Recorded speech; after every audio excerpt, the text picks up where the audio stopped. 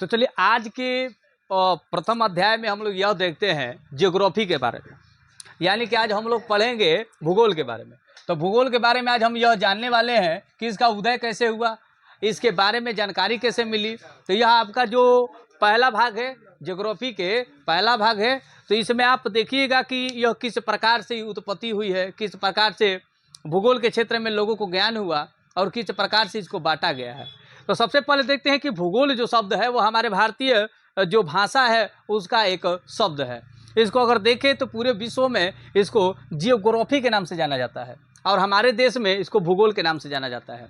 जब इसका नामकरण हमारे देश में हो रहा था तो संस्कृत का एक भू शब्द है, संस्कृत का एक भू शब्द है जिससे इसका निर्माण किया गया। कह रहा है कि भूगोल शब्द संस्कृत के भू और गोल शब्दों से मिलकर बना हुआ है, यानी कि संस्कृत का जो शब्द आपका भू है उसको मिला के और यहाँ पे जो गोल शब्द है इसको मिला के, यानी कि भू का मतलब यह होता है पृथ्वी, भू का मतलब संस्कृत में पृथ्वी यानी कि धरती होता है या भूमि होता है, और गोल का अर्थ होता है गोलाकार। यानी कि आप यहाँ पे ये दोनों को अगर मिला देते हैं तो इसका मतलब यह हो जाएगा पृथ्वी यानी कि धरती जो है वो क्या है, गोलाकार है, यानी कि पृथ्वी गोलाकार पृथ्वी का वर्णन करना। अब यहाँ पे बता रहा है कि भूगोल यानी कि जियोग्राफी, जिसको पूरे विश्व में कहा जाता है, यह शब्द जो है यानी कि जो जियोग्राफी शब्द है यह एक यूनानी भाषा का शब्द था। तो यूनानी भाषा में जियोग्राफी को कुछ इस प्रकार से लिखा जाता था। यूनानी भाषा में जियोग्राफी को आप देख सकते हैं यहाँ पे कि कुछ इस प्रकार से लिखा जाता था। पुनः इसको समझने के लिए जब इंग्लिश का उदय हुआ, यानी कि अंग्रेजी का उदय हुआ पूरे विश्व में, जब हर देश इंग्लिश को अपनाने लगा, अंग्रेजी को अपनाने लगा। अंग्रेजी एक ऐसी भाषा है जिसको ट्रेड करने के लिए यानी कि व्यापार करने के लिए, व्यापार के दृष्टिकोण से इस शब्द को, इस भाषा को पूरे विश्व में लगा दिया गया ताकि एक भाषा के आधार पर लोग एक दूसरे से व्यापार कर सके और भाषा में कठिनाई नहीं हो, समझने में कठिनाई नहीं हो। तो यह जो था, यह जो शब्द था यह एक यूनानी भाषा का शब्द था, इसको कन्वर्ट किया गया इंग्लिश में। तो इंग्लिश में इसका वर्ड मीनिंग पड़ा GEOGRAPHY यानी कि जियोग्राफी, जहाँ पे यह बता रहे कि यह एक यूनानी भाषा है जिसका अर्थ जियोग्राफी होता है। फिर यहाँ पे बता रहा है कि जब इंग्लिश में इसको रूपांतरित किया गया, तो इंग्लिश में जब रूपांतरित किया गया तो यहाँ पे आपको जो दिखाई दे रहा है जियोग्राफी, जिसमें से पहला जो अक्षर है 3 तो GEO यानी कि जियो, जियो का अर्थ होता है आपका पृथ्वी, यानी कि जियो का जो अर्थ होता है वो पृथ्वी से है। और ग्राफी का अर्थ होता है वर्णन यानी कि अध्ययन या चित्रण। ग्राफी का अर्थ होता है वर्णन, अध्ययन या चित्रण। अगर हम इन दोनों को मिला देते हैं तो इससे यह बनता है पृथ्वी का वर्णन या फिर अध्ययन, यानी कि जिस विषय के अंदर हम पृथ्वी के भूपटल से लेके और पृथ्वी के बाहर तक का अध्ययन हम लोग करते हैं तो उसको हम लोग जियोग्राफी कहते हैं, यानी कि भूगोल कहते हैं। आगे हम लोग बढ़ते हैं तो बता रहा है कि जियोग्राफी शब्द का प्रयोग, यानी कि जियोग्राफी जो शब्द है इसका प्रयोग सबसे पहले किसने किया था।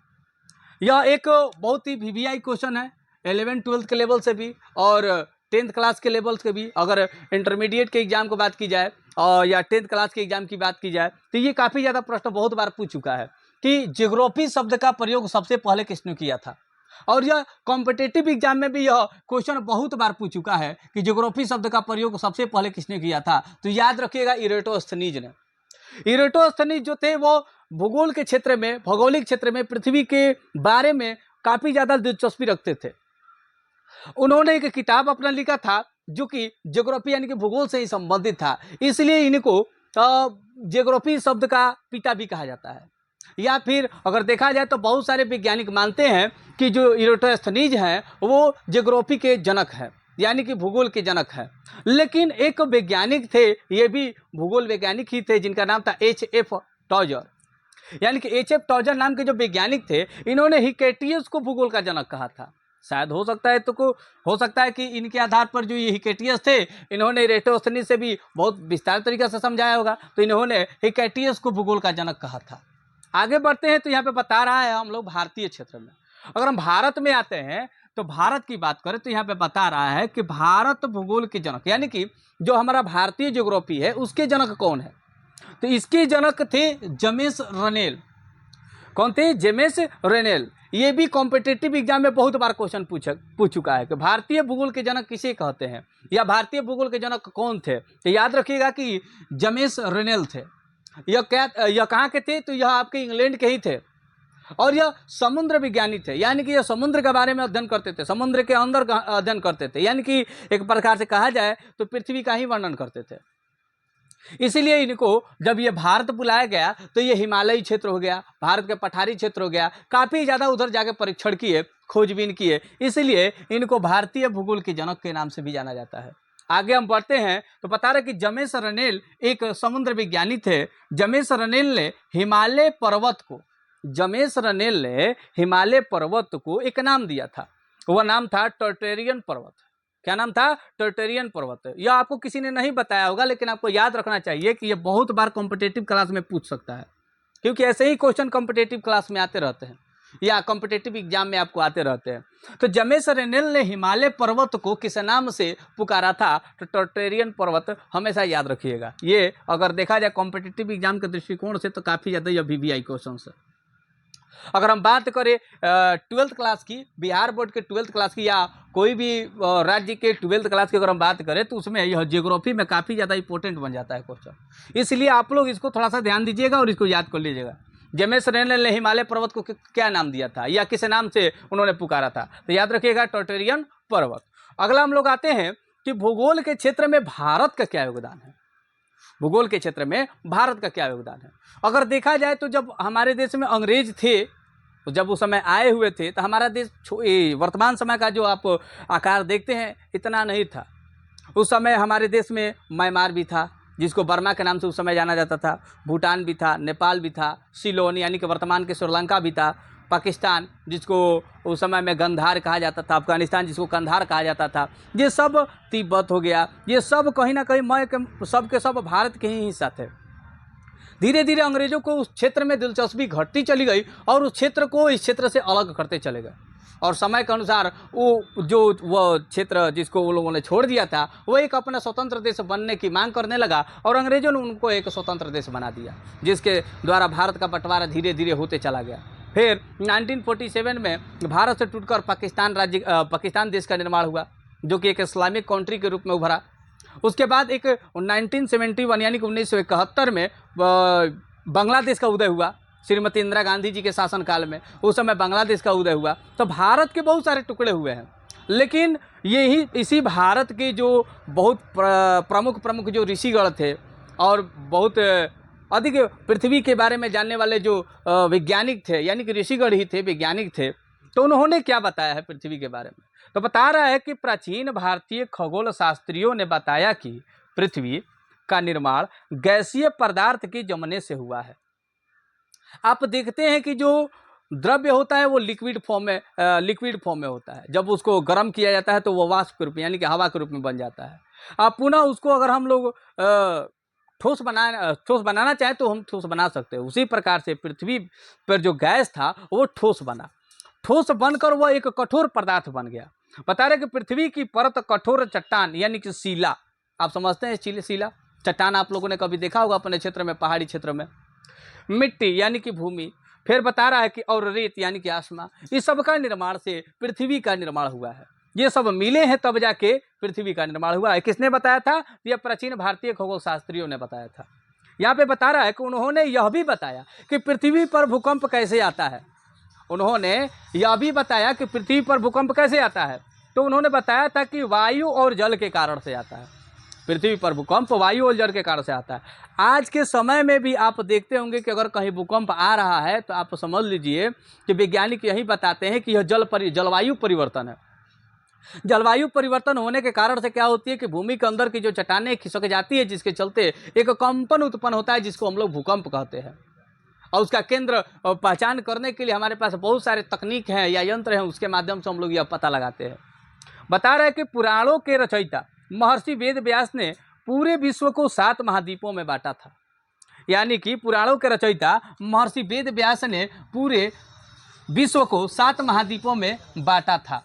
तो यहाँ पे ये भी आपको VVI क्वेश्चन है, इसको भी ध्यान देने योग्य बात है। ये कॉम्पिटिटिव एग्जाम में बहुत बार पूछा था या बहुत बार पूछा भी है कि महर्षि वेद व्यास ने पूरे विश्व को कितने महाद्वीपों में बांटा था। तो याद रखिएगा 7 महाद्वीपों में बांटा था। और यह अगर देखा जाए 12th लेवल के अनुसार तो कौन कौन वो द्वीप थे जिनको इन्होंने बांटा था? तो पहला था जम्बू द्वीप, दूसरा था क्रौंच द्वीप, और तीसरा था कुसा द्वीप, और चौथा था प्लक्ष द्वीप, पांचवा था पुष्कर द्वीप, और छठा था शंख द्वीप, और सातवां था सालमली द्वीप। तो ये 7 द्वीप जो थे, 7 द्वीप ऐसे थे जिनको महर्षि वेद व्यास ने अपने पुराण के अंतर्गत बांटा था, जो कि पूरे विश्व में कुल मिला के 7 है। फिर आगे बता रहा है कि वारामिहिर ने अपनी पुस्तक बृहत संहिता में ग्रहों की चाल, वर्षा, बादलों और पानी के निर्माण का गहन उपचार किया था। वारामिहिर को भारतीय गणितज्ञ का भीष्म पितामह भी अगर हम लोग कहें तो कोई खराब चीज़ नहीं है, क्योंकि यह गणित के क्षेत्र में भी बहुत प्रख्यात और बहुत विद्वान ज्ञानी थे। लेकिन इन्होंने पृथ्वी पे जो घटनाएं घटित तो होती थी, बादलों की वजह से, आंधी तूफानों की वजह से, वर्षा की वजह से, ये कैसे होती थी, इन्होंने अपने बृहत संहिता नाम की किताब जो है उस पर बताया हुआ है। फिर जो ग्रह का चाल है, जो ग्रह चलते रहते हैं, परिक्रमा करते रहते हैं, उसके बारे में भी इन्होंने बृहत संहिता में लिखित दिया हुआ है। तो अगर देखा जाए तो इन्होंने भूगोल के क्षेत्र में भी योगदान दिया है।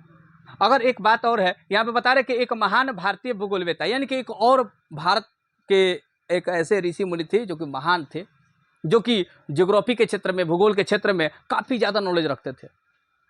आप देखेंगे कि यहाँ पे बता रहे कि एक महान भारतीय भूगोलवेता आर्यभट्ट ने तो पृथ्वी की सटीक परिधि की जानकारी यानी दी थी।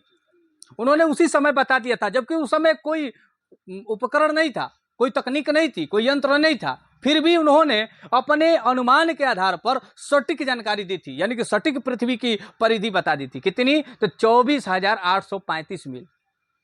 तो समझ सकते हैं कि हमारे प्राचीन भारत में कितना नॉलेज था, कितना ज्ञान था। वर्तमान समय में देखा जाए तो बहुत सारे यूरोप के ऐसे लोग थे जिन्होंने इरेटोस्थनीज, कोपर्निकस, इनको आगाह कर दिया। अगर हम अपने प्राचीन भारतीय इतिहास को देखें तो कहीं उनसे बहुत हम लोग आगे थे, और उन लोगों ने हमारे इतिहास को छिपाने का काम किया। इसीलिए हम यही कहेंगे कि आप मोबाइल जब चलाते हैं तो उसका फ़ायदा उठाइए। कभी यूट्यूब पे अपने भारतीय जो प्राचीन इतिहास था तो उसको आप निकालिए, पढ़िए, जानिए कि हमारे भारत में प्राचीन समय में कितनी सभ्यताएं थी, कितनी विकसित सभ्यताएं थी, कितने टेक्नोलॉजी थे, कितना तकनीक था, हम कितने आगे थे। जब यह जानिएगा तो वर्तमान समय में आपको अपने देश के प्रति कुछ करने का एक क्या बोलते हैं, जोश पैदा होगा। तो इसलिए हम यही कहेंगे कि आप अपने देश के इतिहास को थोड़ा सा खंगालिए, जानिए, जानने का कोशिश कीजिए। आप एक विद्यार्थी है, आप एक नौजवान है, आप देश का भविष्य है। अगर आप अभी से लगन के साथ अपने देश के प्रति इतना होनहारी दिखाइएगा, जोश दिखाइएगा, तो हमारा देश हमेशा विकास के पटल पर हमेशा सभी देशों से अग्रणी रहेगा। तो चलिए, अगर आपको वीडियो हमारा पसंद आया हो तो सब्सक्राइब कीजिए। जय हिंद।